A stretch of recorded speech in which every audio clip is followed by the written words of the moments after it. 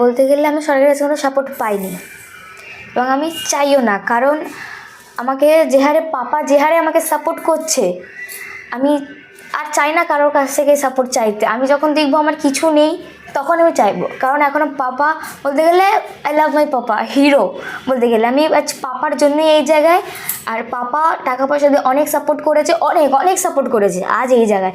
তো বলবো I love you পাপ্পা, কারণ পাপার জন্যই এই জায়গায়। কোনো সময় কি সরকারকে মেসেজ পাঠিয়েছেন যেটা কিছুটা সহযোগিতা করতে হবে বা এগোনোর জন্য? আপনাদের পরিবারে তো একটা সময় আর্থিক দিকটা যতটা শোনা কথা যে এতটা স্বচ্ছ ছিল না, একটা সময় খুব কষ্টের দিকে, এক কথায় বলা যায় কষ্টের দিন যেতে হয়েছে আপনাদের।